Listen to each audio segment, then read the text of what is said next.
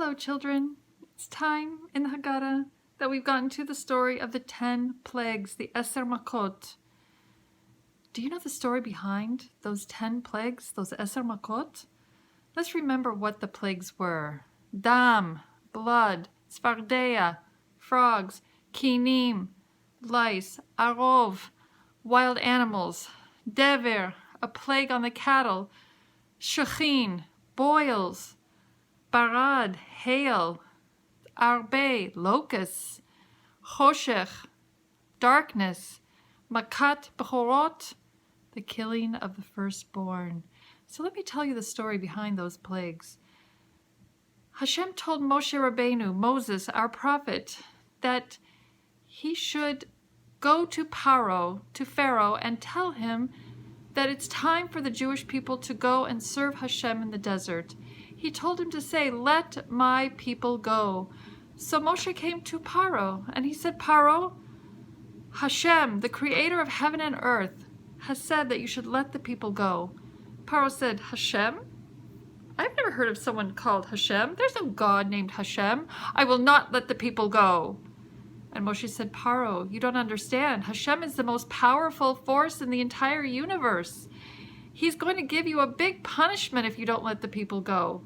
Paro said, "Ha! I don't care. I'm not afraid of your punishments. Get those people to work. Those slaves need to get back to work." And he wouldn't let the people go. And so Moshe told his brother Aaron to take his staff and go to the Nile River and bang on the Nile River with his staff. And all of a sudden, when he did it, they looked into the river, and what did they see? The river was full of blood! Oh my goodness! The river was full of all kinds of blood! It was not water anymore, it was blood! The people didn't know what to do. This was terrible. How would they have water to drink? How would they have water to wash their hands, to wash their clothes? Oh, luckily they had some water in bottles in their homes.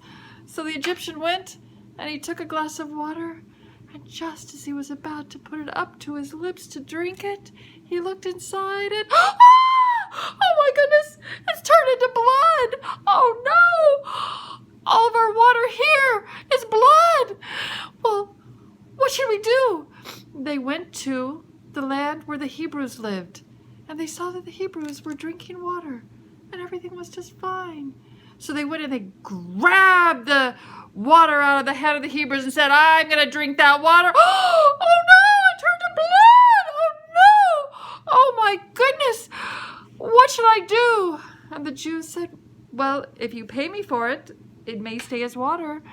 And so when the Egyptians would pay the Jews, they would have a nice, fresh glass of water. However, Paro didn't believe. And so he told Moshe Rabbeinu, "I still will not let the people go."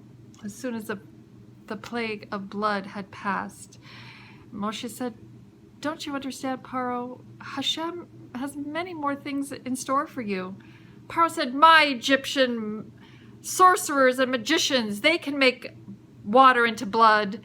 And he had them demonstrate by striking a glass of water, and the glass of water turned into blood. So Paro said, "I'm not impressed. I'm not going to do it." Well, Moshe said, "Okay, the next one's going to be very unpleasant." So again, Moshe told his brother Aaron to go down to the river and to strike the river with his staff.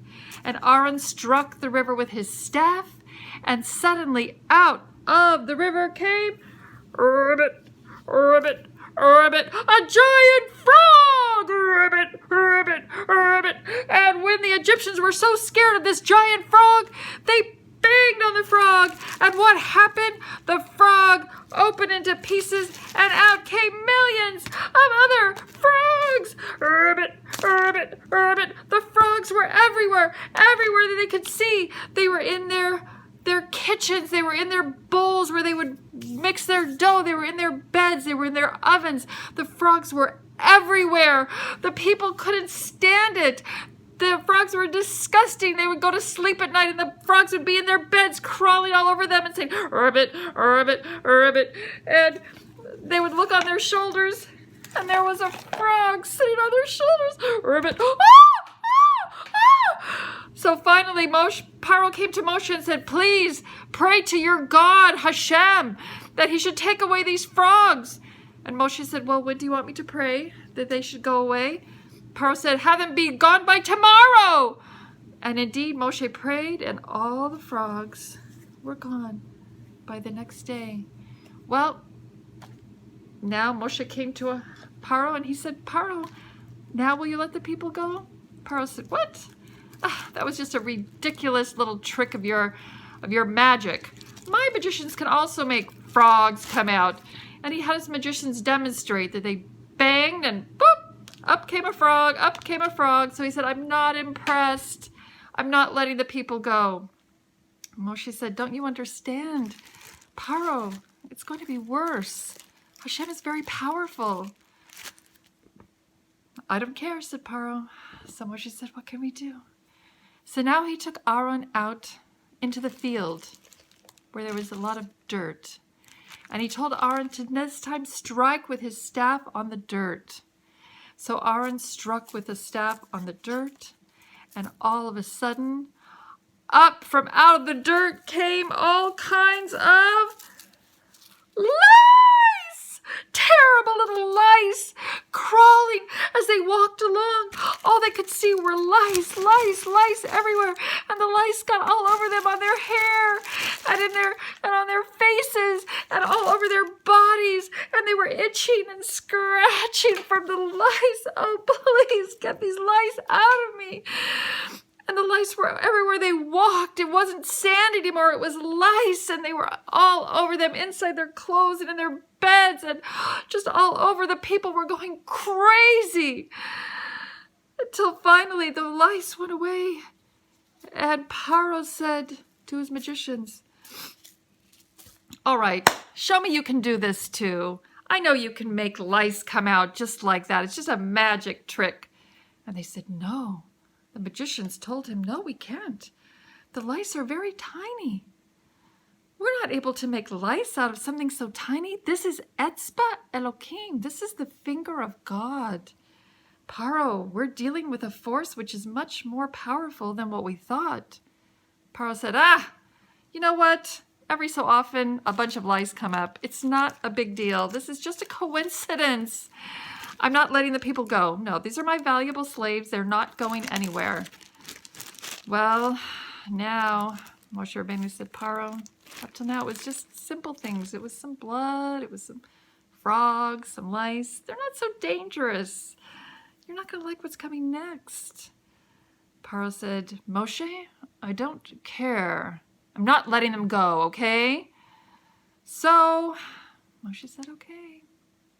You'll see what's coming next.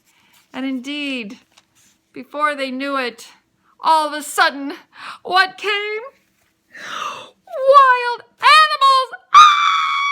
It was all kinds of lions and bears, and there were lions, and there were snakes, and there were wild zebras coming after the people, and they were tall, and they were biting, and roar, roar, roar. They were mean. They were giraffes, and then there were zebras that came, and the people were so scared they ran. They locked themselves in their homes, thinking, oh, now I'm safe from those terrible, terrible animals. But no, there was a special animal that had a long arm, and it would reach its arm into the ceiling, down to the ceiling, and go in through the chimney, into the house, down by the door, and open up the door, and in would run the animal. Roar, roar, roar, roar, roar. Oh, the people were so scared, and they were bitten, and they were hurt, and they said, Paro, maybe you really should let them go. Paro said, well, let me ask Moshe a little bit about this. Okay, Moshe, what exactly do you mean by going out to serve Hashem? He said, we're going to go. All of us are going to go. The men, the women, the children, the old people, the young people, all of our cattle, our sheep, our animals, we're all going to Hashem. He said, that's ridiculous. How about the men go out to serve Hashem? That's it. Moshe said, no, we have to go. Biskenenu uvineorenu betapenu. With all of us, we're going to go. And all of our animals. Paro said, you're just making up a lie. I don't care about those wild animals. They've run away anyway. Hopefully they'll get back into the zoo where they belong. And that is that. Go back to your slavery. I'm not letting them go. Moshe said, well, Paro, I feel bad for you, but it's going to get worse. Are you sure you don't want to change your mind? No, I don't want to change my mind, said Paro. Moshe said, well, I think if you were smart, you'd take in all your cows and your sheep and all of your people, because the next one is not going to be good. So there were people who were Egyptian and they listened and they took their little cows inside. But there were many people who didn't listen.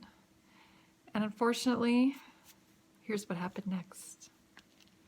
The cows were sitting peacefully in the pasture, grazing on the grass. Moo, moo, moo. When suddenly, they started to feel sick. All of the cows and the sheep and the cattle of the Egyptians, they all died from a terrible plague. Only the ones who had been taken inside were spared from this plague, and that wasn't very many. And yet, in the Jewish lands, the plagues had not affected them at all. Their cows and their sheep were still alive. Their water had not turned to blood. They hadn't had frogs. They hadn't had lice. The wild animals stayed away from them. The Jews were finally finding some relief from the Egyptians and from the slavery. And they weren't affected by the plagues. Now the Egyptians were suffering for all the terrible punishment and all the terrible things, the tortures they had done to the Jews throughout these hundreds of years of slavery. Well, now Moshe came to Paro and he said, Paro, you can see it's wiped out a lot of the wealth of Egypt. Your cattle are gone. I think it's time to let us go.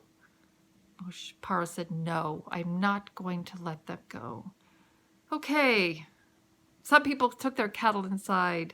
Their cattle are okay. We'll rebuild our flocks from there. We're not letting you go. She said, okay, Paro, it was your animals. That was a warning to you. It's going to go to the people next. Do you really want that to happen? I don't care, Moshe. I am not letting the people go. Do you understand that? How many ways do I have to spell it out for you? N-O. No, no, no. Okay, said Moshe. So then he and Aaron traveled to a furnace, and they each dipped in and got a handful of soot, ashes from the furnace. So Moshe took in his right hand his handful and also Aaron's handful, and he held it tight and he threw it up into the air, and it spread all over Egypt and came slowly, slowly, softly, softly, flowing down onto the people. And as it flowed onto the people, they all developed terrible boils. They had boils where they had had smooth, wonderful, healthy skin. Suddenly they had all kinds of little spots all over them. It was terrible. Where they used to have smooth skin, now suddenly these terrible, itchy, burning boils would come up. A woman would look in the mirror and she'd see, oh, I think I'm okay. And then suddenly, I have a big boil on me. And she'd look at her hand and she'd say, my hand looks okay. Oh my, look at this big boil. And it's itchy and scratchy and filled with pus. And the Egyptian magicians ran to Paro and said, Paro, this is not magic tricks. Look at us. We're covered with boils. Who knows if it's going to kill all of us? Please, Paro, let them go. So Paro called Moshe Rabbeinu to him and he said, You know what, Moshe? You and the men can go and take some of your cattle, but not all of them. You've got to leave some of them here. And Moshe said, Paro, no, that's not how it works. We don't know how many we're going to need. Hashem will tell us when we go out to serve him in the desert. And we're taking everyone. We're taking the men, the women, the children, the old people, the babies. We're all going, Paro. That's what Hashem wants. This Hashem, I don't trust him at all, said Paro. I am not letting you go. Do you understand? Not letting you go. So Moshe said, Paro, the plagues that are coming are terrible. You don't want to have you and your people go through it. Get out of my sight, said Paro. I don't care. So Moshe went out and he looked up to the heavens, and all of a sudden there rained down a plague of hail, terrible hail, falling. Oh, big golf ball size hail is all over the place and is banging onto them. Now, some of the Egyptians had been smart. They took their animals that were remaining back inside, but the animals that were left out were banged on by the hail, and the people were banged on by the hail.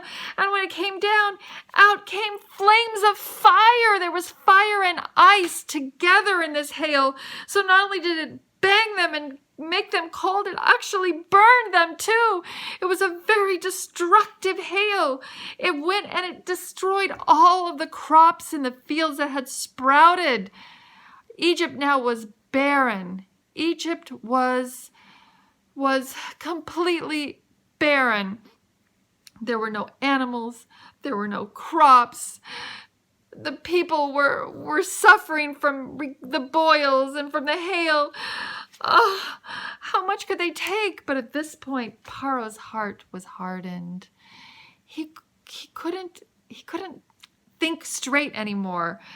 And so when Moshe came to plead with him to let the people go, so we're going to continue with the next plague. The plague of hail had just happened. And in fact, when the plague stopped, because Moshe prayed that it would stop, the hail stopped in midair and did not fall back down. It went back up into the sky. It was a miracle. But Paro still, by this time his heart was so hard. He had no more control. All he could do was say, no, no, no, I will not let the people go. And so the next plague came. Moshe had raised his arms up to heaven, and all of a sudden a black cloud appeared in the sky, moving closer and closer to Egypt. At first the people thought it was a big black storm cloud, but as it got closer, they saw, no, that's not a storm cloud. That is a cloud of swarming locusts. Oh no! There were locusts everywhere, everywhere, everywhere. They were all over them. They came and they ate everything in their houses, all the food that they had, and they ate all the leaves on all the trees that were still left, and the little sprouts of wheat that had come up after the plague of hail had been over. They ate those until there was just nothing left. Absolutely nothing left. Oh, so Moshe Rabbeinu was told by Paro, please pray to Hashem that he should take it away. And yet, when he went away on an east wind, that Hashem sent an east wind, all the locusts were gone. Not only the ones that had been swarming, but some of the Egyptians had trapped some locusts and put them into jars to pickle them because they thought, well, at least we can eat the locusts. And yet, all of those went away too. There was not a locust left in all of the land of Egypt, all of the land of Mitzrayim. Well, at this point, the country is devastated. And Moshe Rabbeinu comes to Paro and he says, Paro, okay, I think it's time to let them go. Paro says, no. This was all just something to test how tough we are. It was a series of events. We're tough in Egypt. We can handle it. Go away, Moshe. I don't want to hear from you. So Moshe said, okay, this is going to be a difficult plague. So suddenly it became extremely dark in Egypt. In the middle of the day, suddenly it was dark. The Egyptians tried to light a lamp, it wouldn't light. There was no darkness. There was no light. There was only darkness. And the darkness got thicker and thicker and thicker until not only could the Egyptians not see, they couldn't even move. Wherever they were, whatever position, they were stuck. So if they were like this, they stayed like this. If they were like this, they stayed like this. However they were, that's how it was. But the Jews had light. The Jews walked around in Egypt and couldn't understand why the Egyptians couldn't see. But they were told by Moshe to go and look into the china cabinets of the Egyptians and find their gold and their silver and their jewelry and their fine garments, so that they would know what to ask them for when they would be leaving Egypt. And none of the Jews took a single thing. They looked and they saw each and every expensive thing. The Egyptians couldn't see them, and yet the Jews didn't take one thing. Well, after 6 days of darkness, the darkness was lifted. And now Paro was angry. He was angry with Moshe. And he said, you know what, Moshe? Go away from me. I'm not going to see you again, okay? If you dare to come near me again, I'm going to kill you. And Moshe said, okay, Paro, I'm not going to come near you. But Moshe thought to himself, you're going to come to me next time. And so Hashem told Moshe to tell the Jewish people, HaChodesh hazeh lachem. He said, you're getting close to your redemption. And now you need to take for yourself an unblemished young lamb. Let me go get a lamb like that. Darling, unblemished young lamb. Here. A young lamb. And he said, take the lamb. Each family should take a lamb and tie it to their doorpost for 4 days and watch it and make sure it does not become blemished. And then on the 4th day at night, in the evening, they should slaughter the lamb, shecht the lamb. And from the blood, from the slaughtering, they should collect it into a basin, into a bowl. And they should take a leaf, a branch of hyssop grass, and dip it and paint it on their doorposts, on their mezuzahs, on their doorposts. And this would show that it was a Jewish home, because the last plague was going to be a terrible plague. It was going to be a plague like none other. It was going to be a plague in which Hashem came, and he's going to kill the firstborn. So when the Jews took their lamb, the Egyptians came and said, what are you doing? Why are you taking a lamb? And they said, well, in 4 days, we're going to be shechting this lamb. And we're going to eat it, roasted on fire. They said, what? What? Don't you realize the lamb is holy to us? It's a God to us. You're going to kill our God? And they said, listen, this is what our God, Hashem, has told us to do. This is the same Hashem who's been bringing the plagues. And in fact, on that night, he's going to kill all the firstborn. What? What, said the Egyptians? Wait a minute, I'm a firstborn? And they ran around all the firstborns and they said, no, we cannot let this happen. They ran to Paro and they said, Paro, do you know what the next plague is going to be? It's going to be killing the firstborns. You have to let those people go before this happens. Paro refused to listen. The rest of the people refused to listen. He wouldn't let them go. And so on that night, as the people sat and they ate matzah and they ate maror and they ate their roasted lamb and they had dipped the blood and sprinkled it on the doorposts, at that night came the worst plague of all. It was the plague of the killing of the firstborn. The angel of death, the firstborn. It was the worst of all the plagues. Because on that night, the angel of death And Hashem himself came into all the Egyptian homes, and he found the firstborn. And in every house there was a firstborn. Sometimes there were many firstborns, because the Egyptian women would have many husbands, and maybe they had a firstborn from each one. And if there was no firstborn, it would be the oldest in the house, because that was the firstborn of those people in the house. In every house there was crying because someone had died. And they cried and they screamed. Even Paro himself, his son, his firstborn, died. And all the firstborn of the cattle died. And their gods melted. Egypt, it seemed to everyone that everyone in the whole Egypt was going to die. So Paro came running to find Moshe.